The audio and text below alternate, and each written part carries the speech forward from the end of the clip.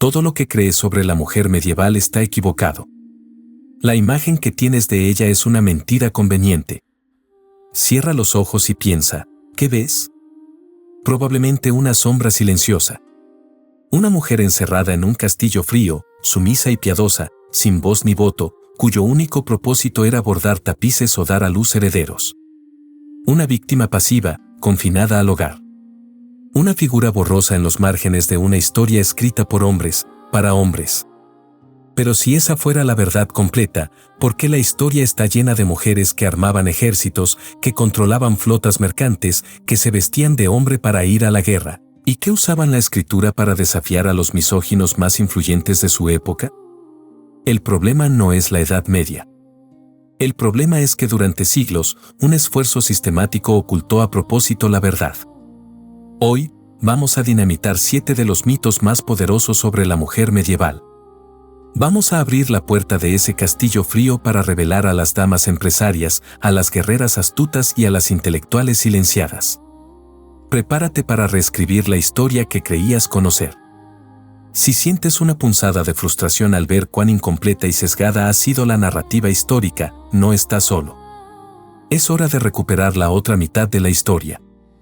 En los próximos minutos, te voy a mostrar la evidencia que prueba que la mujer medieval era una fuerza activa en la sociedad y cómo las estructuras de poder trabajaron para suprimirla y hacerla invisible. La verdad es más fascinante de lo que cualquier mito podría ser. Si quieres descubrir más conceptos como este que transforman tu visión del mundo, suscríbete a este canal donde exploramos las ideas más poderosas para tu vida.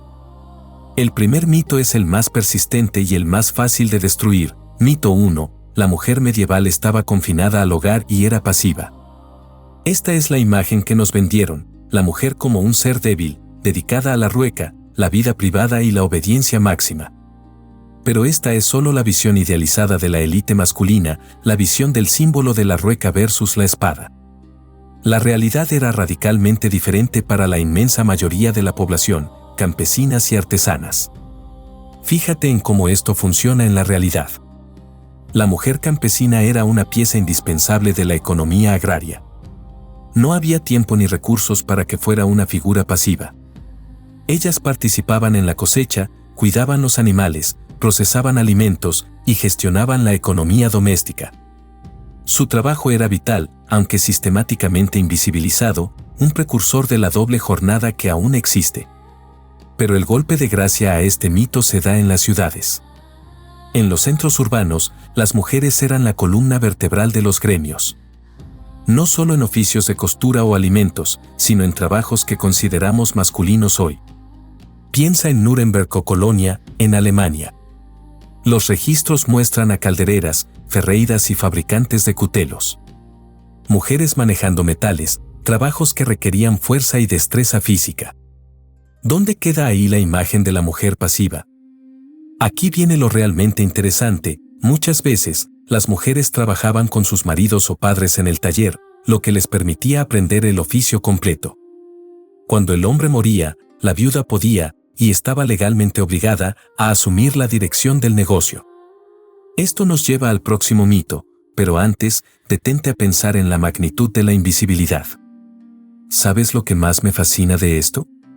La historia tradicional privilegió a los reyes, los caballeros, los papas, invisibilizando a las artesanas que, literalmente, forjaban las herramientas de esa sociedad. La historia fue contada en términos masculinos, encerrando a la mujer en categorías vagas como humanidad. La lucha por lanzar luz a la historia de las mujeres es, en esencia, un acto de rebeldía contra la generalización abusiva. Estamos hablando de mujeres reales, como María de Valence, que administraba su propia carnicería. No eran sombras, eran fuerzas productivas. Eran esenciales para la supervivencia y el crecimiento de la sociedad. Su trabajo era duro, pero las hacía activas en la esfera económica. Y esa pasividad forzada, ¿qué pasaba cuando la ley se rompía? La respuesta te sorprenderá. Continuemos desmantelando la mitología. El segundo gran mito que la historia ocultó es, mito 2, el amor cortés idealizaba y valoraba a la mujer como un precursor del romance moderno. Fíjate en esta escena, un trovador canta apasionadamente a su dama, bella e inalcanzable. Nos enseñaron que este fue el primer gran movimiento cultural que puso a la mujer en un pedestal, celebrando el amor por encima del matrimonio por conveniencia. Pero la verdad es que el amor cortés era un juego de hombres, diseñado para el autoperfeccionamiento del amante, el caballero. La dama, en el centro de toda esa lírica, era un fantasma o una referencia inalcanzable. No era una persona de carne y hueso con sus propios deseos, era un concepto, una imagen estilizada, una dame sans merci. Imagina esta escena por un momento. El poeta Guillermo de Aquitania, uno de los primeros trovadores, decía: «Tengo una amiga, no sé quién es. Jamás la vi y la amo mucho», ¿ves la paradoja? El amor no era hacia ella, sino hacia la idea de ella. Su inaccesibilidad y su ausencia eran el motor del juego. El caballero no buscaba poseer a la dama, sino usar la tensión de su deseo reprimido para refinar sus modales, su arte, su coraje. Era un mecanismo de sublimación del instinto masculino. La dama era el espejo donde el hombre se reflejaba para verse mejorado. El amor cortés destruye el mito del romance moderno. Si tu relación se parece a esto, donde tú eres la meta inalcanzable y tu pareja está más preocupada por su propio ego y desarrollo, tienes un problema. No es amor, es un ejercicio de autoperfeccionamiento a costa de tu persona. Pero, si el noble idealizaba a esta dama inalcanzable, ¿qué pasaba con la mujer real, la burguesa en la ciudad, en el día a día? Esto nos lleva al tercer mito y un giro narrativo en la imagen femenina. Mito 3. La misoginia siempre se disfrazó de idealización. Falso. Cuando la cultura caballeresca decayó y creció la cultura burguesa en los siglos XIV y XV, la imagen literaria de la mujer cambió radicalmente, del mito inalcanzable a la villana doméstica. Surgió la literatura urbana, los fabliaux, donde la mujer es retratada sin tapujos como astuta, maliciosa, trapaceira y adúltera. ¿Por qué este cambio? Revela la tensión de la vida en la ciudad, donde el marido artesano estaba mucho más presente en el hogar y el trabajo que el noble ausente. La esposa urbana era el objeto de burla y odio explícito en la literatura. Como dijo el jurista Joao de Meun en el romance da Rosa, en una cita que genera debate hasta hoy: «Vosotras sois todas, seréis o fuisteis, por acción o por intención, unas putas». La misoginia ya no se disfraza, se vuelve explícita. Era una forma de venganza y catarsis masculina contra la mujer que disputaba el dominio del hogar con astucia. Estas mujeres no eran pasivas, si no tenían poder legal, lo conquistaban con astucia. Pero hay un concepto legal que, más que un mito, fue una prisión, el mundium. El cuarto mito es una fantasía de la historia contemporánea que ignora la ley. Mito 4. La mujer medieval, al ser libre, era dueña de sí misma y de su destino. Esta creencia ignora el concepto legal más opresivo de la Edad Media temprana, el mundium. ¿Qué es el mundium? Es una palabra de origen germánico que designaba el poder, la autoridad y la protección ejercidos por el jefe de familia, padre, marido o pariente hombre más cercano, sobre la mujer. Pero esta protección era una prisión. Revela la ausencia de personalidad jurídica de la mujer. Ella no era dueña de sí. Su estatus legal era totalmente determinado por un hombre. Déjame mostrarte algo asombroso: la ley de los lombardos era brutalmente clara. El Edicto de Rotario, en su artículo 204, prohibía explícitamente a cualquier mujer libre vivir como self-mundia, es decir, de acuerdo con su propia voluntad. Tenía que permanecer bajo el poder de un hombre o del rey. Piensa en esto: si eras víctima de un crimen, la indemnización, el Bergeld, se pagaba a tu familia, no a ti. Incluso si tenías bienes, no podías administrarlos. Esta es la clave para entender la opresión legal. El mundium significaba que la mujer era legalmente un bien pasivo, un objeto bajo la tutela de un hombre, sin capacidad de acción por sí misma. Su valor incluso se calculaba en función de su capacidad reproductiva.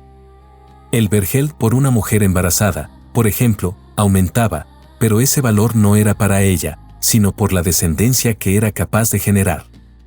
Aquí ocurre el eureka conceptual, la lucha moderna por la autonomía financiera, por el derecho a vivir sola, a tener bienes y tomar decisiones sin tutela, es la lucha por la self-mundia.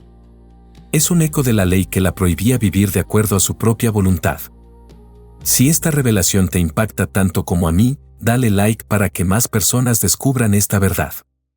Pero la historia nos dio una brecha, el mundium terminaba con la muerte del tutor. Esto nos lleva a un mito derrumbado que es pura inspiración. ¿Qué pasaba cuando el marido moría? La ley que la aprisionaba de repente la liberaba para el ejercicio del poder. Si el mundium era la cárcel legal, el quinto mito que la historia ha intentado ocultar es, mito 5, el único camino de la mujer a la autonomía era la reclusión religiosa, el convento. Falso. La viudez era la principal brecha legal en la estructura masculina del poder feudal. Al morir el marido, la mujer estaba legalmente obligada a asumir el papel de jefa de la casa, administradora de propiedades y negocios. De repente, se convertía en una dama señora o castela. Imagina el poder real de estas mujeres. En la región francesa de Champaña, por ejemplo, se ha documentado que el 20.7% de los poseedores de dominios entre 1152 y 1284 eran mujeres, señoras o doncellas. No eran figuras decorativas, sino mujeres que estaban en el campo de batalla legal y, a veces, militar. El ejemplo de Margaret Patton es asombroso. Esta mujer, cuando su marido estaba ausente, tomó las armas para defender su fortaleza, el castillo de Gresham, contra un ataque de 3.000 hombres, llegando a ser citada por la corte real.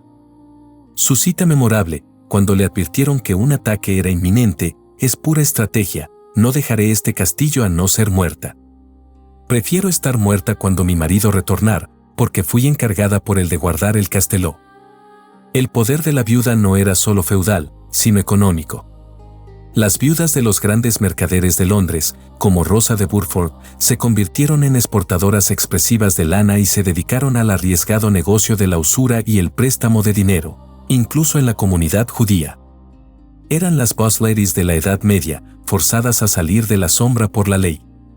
Aquí viene lo realmente interesante: este poder de la viuda era tan palpable que algunas mujeres nobles pagaban sumas considerables a la corona para obtener el derecho de escoger a su marido o de permanecer viudas. Compraban su self-mundia a precio de oro. Antes de mostrarte cómo aplicar esto en tu vida, quiero que sepas que preparé un material exclusivo y gratuito donde desarrollo este concepto con mucho más detalle. Está en el enlace de la descripción, descárgalo ahora. La Iglesia controló el cuerpo de la mujer, pero al mismo tiempo, la usó para su propia sanidad social. Esto nos lleva a dos de los mitos más polémicos. El sexto mito se relaciona con la moralidad. Mito 6. La Iglesia Católica era completamente y totalmente contra la prostitución. Falso. La Iglesia era ambigua y los gobiernos municipales, pragmáticos. La prostitución era vista como un mal necesario. El propio San Agustín lo dijo: suprimí las meretrices y las pasiones dominarán el mundo. La lógica era simple y brutal: la meretricia servía de válvula de escape a las restricciones sexuales impuestas por la propia Iglesia, como el celibato. Prevenía la fornicación con mujeres de bien y el crimen. Esto se institucionalizó. Las ciudades medievales organizaban y controlaban la actividad, llegando a ser una fuente de renta. El dato más impactante lo muestra: en 1417 había 1.500 prostitutas al servicio de los participantes en el Concilio de Constanza, un evento de la más alta autoridad clerical. La hipocresía se hizo negocio y necesidad social. El último mito es el más sangriento y desmiente nuestra creencia sobre la oscuridad histórica. Mito 7. La Edad Media fue el auge de la caza a las brujas. Falso. Aunque la Inquisición surgió en la Edad Media, el auge de las ejecuciones en masa por brujería fue en la Edad Moderna, siglos XVI y XVII. Fue un fenómeno de los contemporáneos de Galileo y Descartes, no del apogeo feudal. La clave aquí es la transformación del concepto. En la Edad Media temprana, la Iglesia veía la brujería como mera superstición. Pero a partir del siglo XIII, la imagen cambió: la bruja dejó de ser una practicante de magia para convertirse en una adoradora del demonio. El foco de la persecución se movió a la mujer, que pasó a ser considerada la principal responsable de los actos más abominables. Juana de Arco es un caso trágico. Su condena final se basó en el hecho de que su ropa masculina la hacía abandonar la vida y los hábitos femeninos y asumir un papel de liderazgo. Fue quemada, no por brujería simple, sino por la herejía que simbolizaba su negación a la subversión de roles de género.